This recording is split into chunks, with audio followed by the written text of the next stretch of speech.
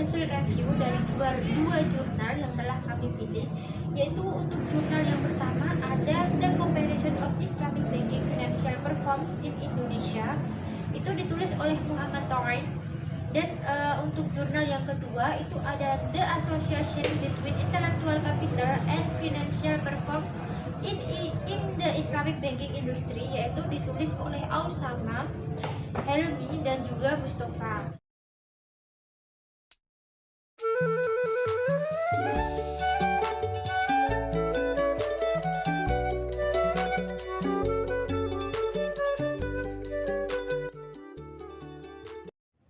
Oke, pada jurnal pertama yang berjudul The Association Between Intellectual Capital and Financial Performance in the Islamic Banking Industry and Analysis of the GCC Bank, yang ditulis oleh A. Osama, Helmi Hammami, dan Mustafa Abdul Karim. Jurnal ini diterbitkan oleh International Journal of Islamic and Middle Eastern Finance and Management, volume 13, nomor 1 pada tahun 2020, dengan ISSN bernomor 17538394.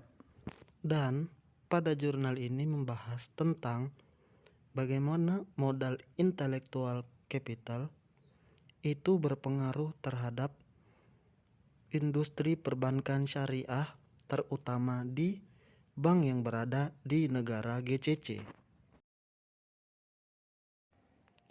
Tujuan dilakukannya penelitian ini untuk menyelidiki secara empiris pengaruh dari intellectual capital terhadap kinerja keuangan bank syariah yang beroperasi di GGC.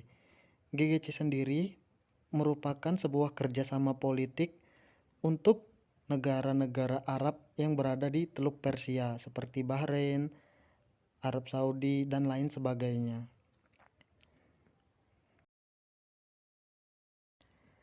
Seperti yang kita ketahui, intellectual capital merupakan modal yang berupa aset tak berwujud. Intellectual capital sendiri terdiri dari 3 komponen. Seperti yang pertama adalah HC atau Human Capital, yang mana ini berkaitan dengan pengetahuan, kreativitas, dan lain sebagainya terhadap sumber daya manusia yang dimiliki. Lalu berikutnya adalah SC atau biasa disebut modal organisasi. Nah, dalam sebuah perusahaan tentu saja diperlukan sebuah sistem organisasi yang sangat baik untuk mendukung kemajuan perusahaan. Dan itu merupakan salah satu bagian dari intellectual capital yang biasa kita sebut sebagai modal organisasi, yang apabila semakin baik organisasinya, maka akan semakin berpengaruh positif terhadap perkembangan perusahaan. Selanjutnya adalah VA atau modal relasi. Modal relasi ini merupakan suatu bentuk hubungan dari perusahaan baik kepada mitranya ataupun kepada nasabahnya, yang mana dalam modal relasi ini dibutuhkan kepercayaan satu sama lain, dan semakin tinggi modal relasi yang dimiliki oleh sebuah perusahaan, maka akan semakin baik pula perkembangan perusahaan tersebut. Jika kita perhatikan dengan seksama, tentu saja intellectual capital itu memiliki sebuah peranan penting dalam perkembangan perusahaan. Akan tetapi, karena intellectual capital tidak memiliki nominal untuk dinilai, hal ini sering luput dari pengamatan oleh para stakeholder maupun oleh para masyarakat. Dan seperti yang kita ketahui, bahwa mayoritas orang melakukan penilaian terhadap perusahaan itu berdasarkan laporan keuangan dan dinilai menggunakan rasio keuangan. Padahal, intellectual capital yang harusnya sangat penting untuk dijadikan penilaian dan pertimbangan dalam menentukan sebuah kebijakan tidak ada di dalam laporan keuangan. Padahal, di antara modal ataupun aset berwujud yang dimiliki oleh sebuah perusahaan itu memiliki kaitan yang erat dengan intellectual capital. Jika sebuah perusahaan memiliki modal yang sangat besar, tapi intelektual capitalnya rendah, maka perusahaan tersebut tidak akan bisa memaksimalkan laba yang didapatkan atau malah lebih mudah untuk terkena risiko kerugian. Tapi, apabila perusahaan tersebut memiliki intelektual capital yang tinggi, maka laba yang dapat dihasilkan oleh perusahaan tersebut akan dapat lebih efektif serta dapat meminimalisir terjadinya kerugian. Oleh karena itu, para peneliti dan pakar ekonomi tertarik untuk melakukan penelitian terhadap intellectual capital. Karena seperti yang kita ketahui bahwa intellectual capital itu memiliki peranan yang penting untuk perkembangan perusahaan, akan tetapi masih sangat sering disepelekan, terutama dalam semakin ketatnya persaingan pasar. Tentu saja intellectual capital akan memiliki peranan yang penting untuk bersaing di pasar yang sangat ketat tersebut. Karena dalam persaingan pasar tentu dibutuhkan terobosan-terobosan baru yang penuh kreativitas serta inovatif. Nah, lalu mungkin muncul pertanyaan, bagaimana sih intellectual capital yang dimiliki oleh perbankan syariah, terutama negara-negara Arab yang ada di Teluk Persia? Jadi, menurut penelitian dan menurut jurnal ini, perbankan syariah itu memiliki intellectual capital yang lebih rendah dibandingkan dengan perbankan yang konvensional. Dan menurut penelitian ini, intellectual capital itu memiliki nilai positif terhadap kinerja keuangan pada perbankan syariah, yang mana apabila intellectual capitalnya dapat dimaksimalkan, maka kinerja keuangan pada perbankan syariah dapat lebih efektif pula. Oleh karena itu, maka perbankan syariah sudah seharusnya untuk meningkatkan intellectual capital yang mereka miliki. Menurut penelitian, sistem yang digunakan oleh perbankan syariah terbukti tahan menghadapi masalah yang muncul dari luar atau masalah eksternal. Dan hal ini tentu saja menjadi alasan para investor melirik sistem perbankan yang digunakan oleh perbankan syariah.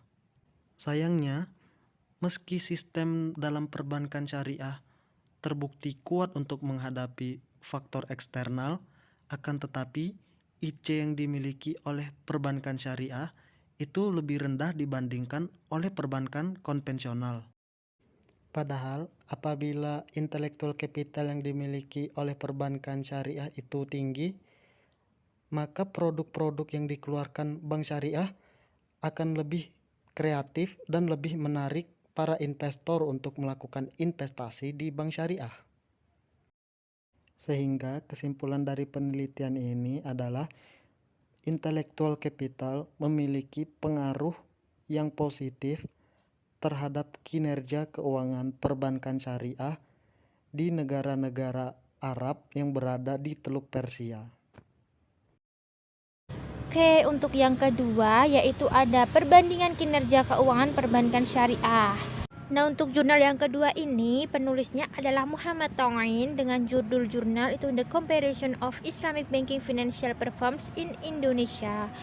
Nah, penerbitnya adalah Islamic Economic Study Program STIEAAS Indonesia.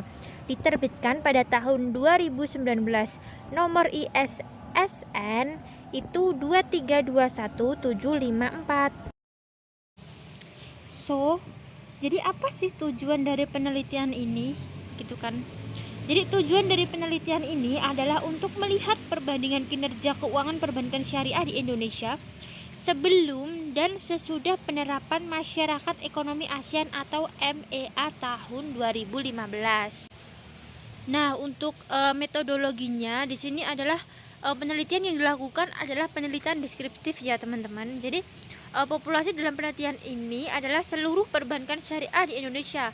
Sedangkan untuk sampel yang dipilih itu hanya sebanyak 10 bank, yaitu ada BSM, BMI, BNI Syariah, Bank Mega Syariah, Bank Victoria Syariah, Bank Panin Syariah, Bank Bukopin Syariah, BCB Syariah, BRI Syariah, dan BCA Syariah.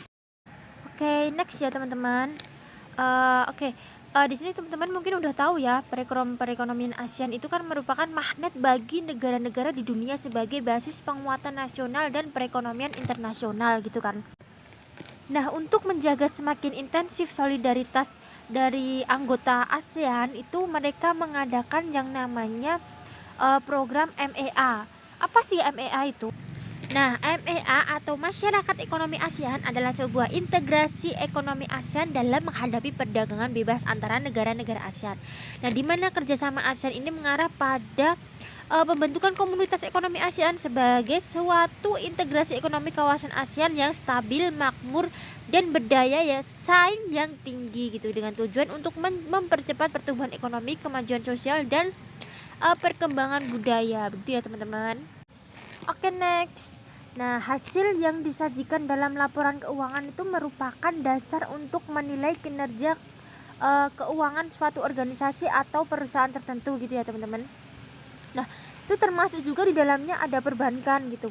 Nah, hasil ini tentunya akan digunakan sebagai acuan atau dasar dalam menentukan berbagai kebijakan, baik kebijakan jangka pendek maupun kebijakan jangka panjang gitu ya.